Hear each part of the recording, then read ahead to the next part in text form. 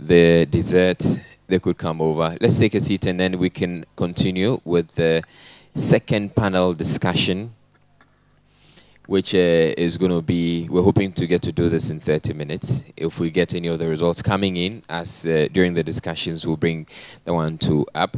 So quickly, I'd like to introduce my panelists one more time, or those who are not or who are fresh to the panel. I'll start with Dr. Arthur Kennedy. I told you he's with the MPP and he wrote the famous book, Chasing the Elephant into the Bush. And he has 1, 2 coming up. Is it West Africa? What? And the drug invasion of West Africa. The drug invasion of West Africa. Okay. So, and then next, seated next to him is Dr. Doris Ya Date. And I don't know how to describe her. Well, she's an early retired university lecturer, right? And she taught me at Green Hill College, Gimpa. So she was my lecturer then. And I call her Big Mama. And then we have, and she's a journalist as well, and a columnist in The Spectator newspaper. Just like me. Okay. And then we have Professor Alex Dodu. He's with the University of Ghana Medical School, but he's more into, he's very much into pharmacy. He used to be the president of the Ghana Pharmaceutical Society. Right. Absolutely. Okay. So straight away, we're going into the discussion, and we're having an interesting chat, which we were not privy to, but I like to find a way of bringing the discussion to you. We were joking a bit quickly about predictions that you had. I'll start with you, Dr. Arthur Kennedy. What's your prediction for this whole election? I think it's going to be very close. I've looked at polling from all sides. I've talked to all sides. I think that either Nanado or President Mahama will finish first, but probably not make 50%. And then we'll go into a second round, which will be won by whoever has more seats in Parliament. Okay. That's a pretty straightforward one. Without sticking your neck out to say that Nanado is going to win. I don't know. I want him to win, but I don't know. Okay. I want to be honest. Okay. Right. I jump to Professor Alex Dodu before I come to Dr. Date. I think my assessment of the situation is that we are not going to have a second round. If you look at the votes coming from the small parties, they are less than 1% of the total votes. And much as the last time that led to a second round, this time the proportion of spoiled ballots are so small that they are not going to change anything. So the question one is going to ask is that, has the ruling government done enough to bring more people to their side, or has the opposition, mainly the MPP, done enough to hold on to the votes they have? All of us are saying that we don't know what is going to happen. We've heard of seats falling here and there, but I dare say that by Sunday night, inshallah, there will be a winner and there will be a loser. And our prayer is that the winner accepts that he or she has lost, and the loser or the winner accepts that they won graciously and sort of ensures that they continue with the nation-building process. And I like the Ghana flag that you're hanging around your neck. What's the big idea? Well, I work in a university, and our policy is that we support Ghana. Quite often, we don't see the Ghana flags flying everywhere. Unfortunately, or fortunately, rather, my job means that I go to too many countries every year, and till we all rally behind one common vision, one common value, or one common value system, we can go far. And that is why I have been very, very much unhappy with the conduct of today's election. I've been very unhappy that as a country, we tend to accept mediocrity and we always find an excuse for failure. That is not acceptable. When people fail, you fire them. When you fire enough people, we will stop failing. But the moment you continue always excusing failure, they will fail. And I don't buy that. I'm sorry, I don't buy that. We pay our taxes. If I don't pay my tax, I'm screwed. I'm done in. So why should I pay my tax for people to give me all sorts of big English? It doesn't work. So at the end of the day, I grew up in Jamestown. Up to university, I stayed with my mother in the same room. Indeed, when a boyfriend came, I had to find a way of dissolving. Okay, we don't want to go into your mother's boyfriend and all those other stories. But there's also the fear that if you're firing too many people, it gets to the point where you've fired so many competent people, you have incompetent people only When to you hire. people, But you only fire the incompetent. You only fire the incompetent. You cannot fire the competent people. We'll come to that. Dr. Yadate, your prediction. I only know one thing for sure, that Hassan Ayariga will not become president of Ghana. Anyway. Most likely between Nana and Mahama, my desire, not a prediction as such, my desire is that by Sunday, one of them should win so we can move on, because this is tiring. We don't want it to drag on to January like it did in 2008. So which one? My prediction, I don't mind. She just said, be bold. I'm not woman enough. Oh, but be bold is not on the ballot paper, so we're leaving her out. Okay, but on the point you made about the fact that Hassan Ayariga will not become president, you can say that Hassan Ayariga will not become president probably in this election. Oh yes, for sure. Because it could be that in the next election. We only know of this election. We don't know of 2016. Anyway, so we'll go. I'll come to you, Dr. Arthur Kennedy. Again, we may want to revisit some of the issues that came up in the first panel discussion that you may want to follow up on. But is there any other news that has come to you during? I mean, I'm sure you're in touch with some of the people, the party people who are giving you some information. Is there anything that you've gotten that you'd like to share with us? Actually, let me make it interesting by taking on Prof about this let's fire them thing. You know, when somebody has done something 5 out of 6 times and done them well, I think it's difficult to argue that they should be fired. I think maybe Prof's frustration goes to the question of accountability. I think the fact that the Electoral Commission is independent does not mean they are unaccountable.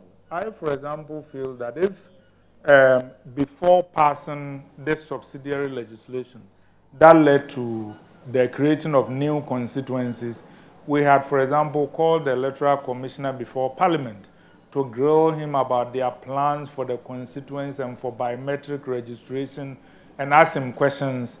Maybe he himself would have realized that a lot more work needed to be done. I think we define the independence of the Electoral Commission too narrowly, and I actually find it strange that the president, for example, cannot appoint a minister without parliamentary approval, but he can name an electoral commissioner or a member of the Electoral Commission without parliamentary approval. That's pretty scary. I think that we need to look at reforming the commission, maybe strengthening them and holding them more accountable, and of course, at the same time, insulating them from malevolent political pressure. As for things that I've heard tonight, I am told that in both Volta region and the north, we're still losing, but the margins are narrower than they've been. And to those who understand politics and polls and those kinds of things, sometimes when you are losing by lower margins, they are encouraging. It means that when you get to your strongholds and you are winning by bigger margins, then you'll be doing well. Of course, the other thing that we need to factor in is turnout. For example, if they say that, oh, you got, say, 15% in the Volta region, and their historic turnout has been 75%, but this time it was 85%, maybe you are in a little more trouble than you think. So all those things come in, and I think that over the next 24, 48 hours, we're going to see something very interesting. And this election, actually, after I've talked to Ben Efson and Jacob Echebilamte, who are some of the best minds we have coming from different angles, I think it's going to hinge on how people basically feel about free SHS, for right or wrong, and we're going to know. MPP gambled a lot on free SHS. A majority of Ghanaians actually think it is a good idea, but a majority also think it may not be doable. So as they go into the polling booths, the question is whether enough people think it is doable to vote for it to be done, or enough people think this cannot be done, therefore let's not give them a chance. And I'm very curious to know what will happen. Okay. Dr. Dati, this will be your first opportunity to speak your mind about some of the issues, observations that have been made so far in the election. What are some of these observations that stick out for you? I've just completed a 3-4-month tour of half of Ghana. And I had the opportunity to be part of several community meetings, sometimes late in the night, in the evening, 10, 11, meeting people in rural settings. And as I've listened to the ordinary Ghanaian, this the slogan that had come out a lot has been, no this, no vote.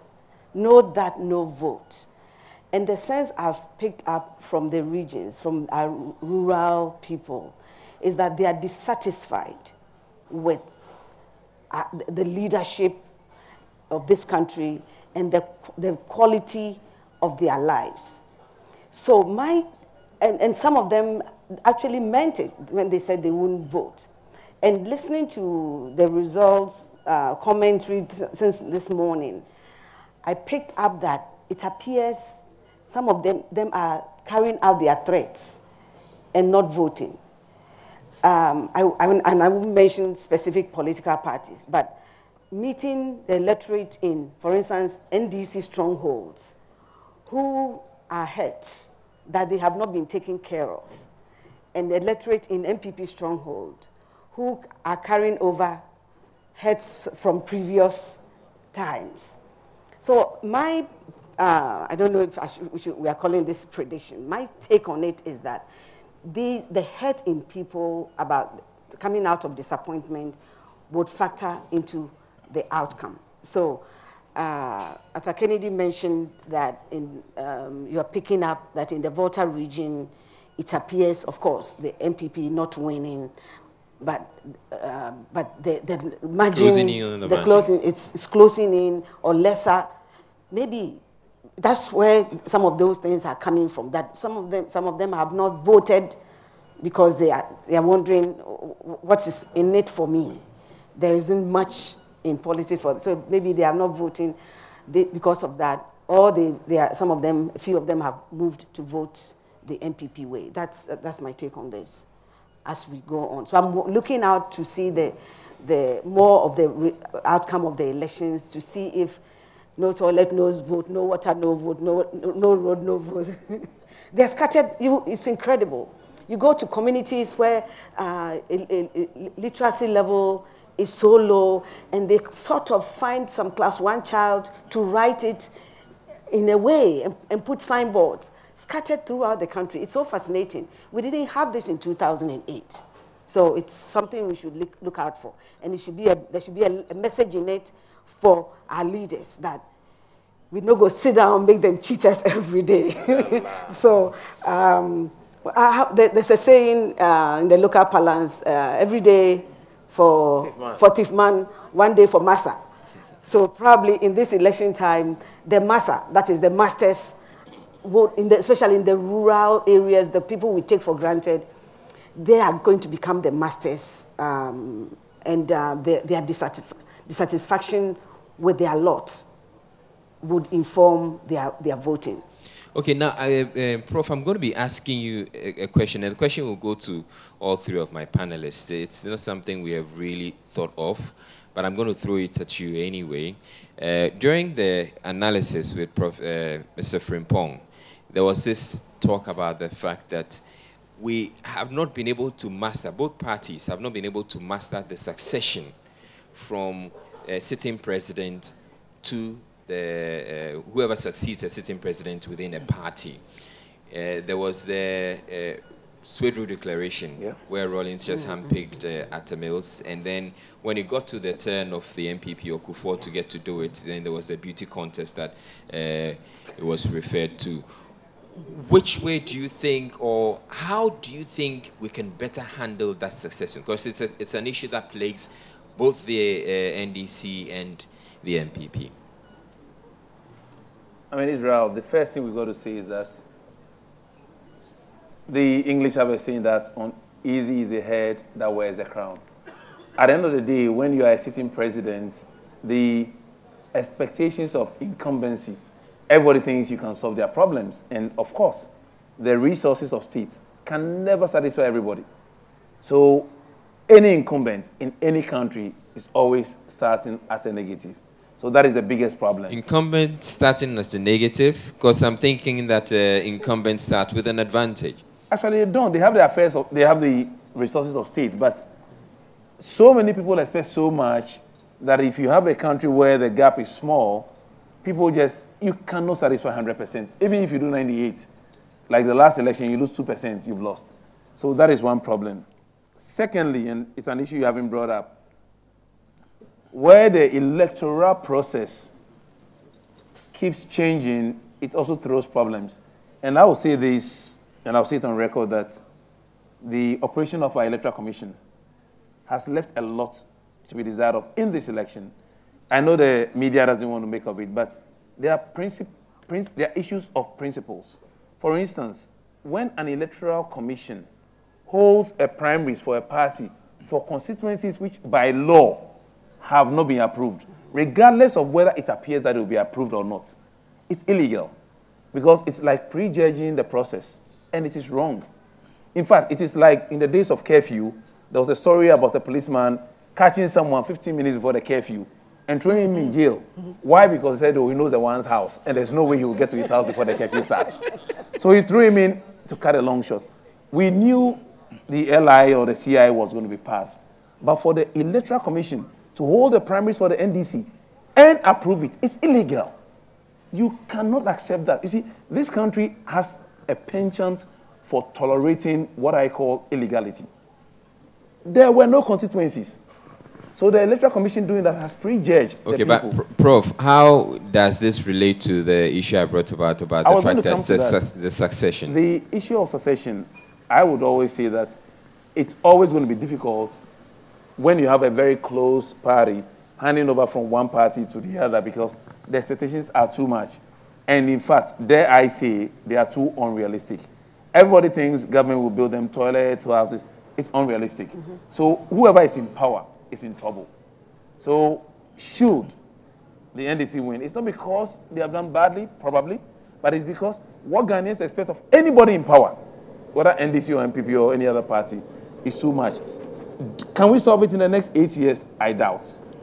I don't think we're going to solve it because the expectations are too many and the resources of state are too few. So we'll go through that, but hopefully it's evolution. In 8, 12, 16 years, we'll get there. That is my take. Dr. Dati, do you have any proposals for the political parties as to how to manage this problem of when they are incumbents and handing over to a successor? I feel uncomfortable about the thought that an incumbent, like a president about to leave, like Jerry John Rawlings was leaving, so he picked his successor. I feel uncomfortable about it. This is not some kingship. I mean, we are not sitting on a throne here. It's we're talking about democracy. So the parties and the individuals in the party should be left alone for leaders to rise from the party. So Kufuor was supposed to have picked somebody to inherit him, and he didn't. You see, it's not so much. It's not necessarily. It's not necessarily they picking, but can we have a way where the leaders will rise themselves, so they become naturally, everybody within the party, it becomes undisputed that this guy has a clear chance of winning or taking over from the current leader. When Barack Obama stuck his head out, he had not been identified like 10 years prior to when we knew Obama. So somebody could come up very close to the elections and he will shine so brightly. So I don't feel comfortable about this succession planning within parties. Can we leave things to happen naturally, organically, instead of people choosing successors. Rawlings chose Mills, and what happened? You know, he chose Arthur Mills, and did it receive full blessings? He had to struggle several times before he finally won. Probably if a neutral person had come up organically, he might have won much earlier than Professor Mills's 3 attempts before the light. Dr. Arthur Kennedy, on the same subject. Yeah. Before, I actually feel very comfortable discussing that. I've spent quite a bit of time thinking about. But before then, let me make a detour to pick up your thing about democracy and the rural people talking about won't vote because of this or that. It is actually a very fundamental issue. The reason is that we have over-centralized power in Accra. I think that we need to decentralize. The guys sitting, and if you've had a chance to travel the length and breadth of this country, we have treated rural people very badly. There are a lot of rural districts where you go through the whole district and there's not an inch of tarred road. No. You look at Western region and what they contribute to our economy. Basically, African countries have become power elites catering to the urban masses who can make noise, like the trade unions, at the expense of the rural people who have numbers but can't make noise. Let me add this. The road to Mount Afajato is one of the worst roads in this country. And it has the Relief Falls and other falls and other great tourist attractions for us, but no time. Sure. So I think that we need to decentralize, not only in theory. And when I say this, I had my own party when we were in power. You know, in theory, we decentralized by creating more districts and others, but actually more and more spending decisions were made in Accra. I think that when we say we want to decentralize, we must send power from Accra to where people live. I don't understand why people who live in Bolga or Boko must look up to people in Accra to clear their garbage or to build them new toilets. I think that we need to send power from Accra to Boko and Bolga and all those other places, together with money and authority to hire and fire, so that these new districts will become real laboratories of our democracy, trying new ideas. I think one of the secrets to the success of America has been decentralization, genuine decentralization. And when I say that, think, for example, people say if you did that and we had an NDC president, the DC, for say, who Central or wherever, would be an NDC member anyway. And I say yes, but that NDC member would owe allegiance not to the president, but to the people of who. And you will see that person argue with a president of his own party if that person was doing something that is bad. So I think we need to support decentralization. The other point to what Doctor said is that even though it is slow, the big parties have been losing credibility since '92. Their support has been dropping gradually. That means that the masses are losing faith in our democracy. Our democracy has become exercises where we vote every 4 years for a group of friends who can come and, in effect, practice impunity. And if we allow that to continue, that is the reason why in some countries, after some time, some soldier gets up and says, this nonsense about X, Y, Z must stop, and people say, yeah, let it stop. We need not to take our democracy for granted. It must continue to build credibility with ordinary people. Now let me talk about succession. I think actually both Rawlings and Kufuor did the same thing, even though it is in terms of optics seen as different. Rawlings named Mills through the quote-unquote Swedrow Declaration. Kufuor didn't name anybody in public, but in private he had a preference. You see, at this point, let me just quickly jump in and say that Dr. Arthur Kennedy was in fact one of the beauty contestants. Yeah. Sure. So I speak with a lot of experience on that. I think he didn't name a successor, but he had a successor in mind. And I think both of them were wrong. Not necessarily because planning successions is a bad idea, but because they went about it the wrong way. If you go to America, for example, Theodore Roosevelt chose William Howard Taft as his successor, and it worked fine. You know, Abraham Lincoln chose Andrew Johnson as his successor for whatever the reasons, and it worked. Actually, some MPP people will tell you that they went to a conference in Britain some years ago, and there was a young man who actually was playing a very prominent role in the conference. And they said, what about this young guy? And somebody said, because we have identified him as a future prime minister. That young man happened to be David Cameron. You know, when you go to Canada, for example, 5 of the last 7 prime ministers were recruited by people when they were out of politics, because some big man in the party saw star quality and said, I want this guy in my party because he has the makings of a future prime minister. So succession planning, just like it's good for companies, is also good for parties. Now let me speculate on how Kufuor and before him rolled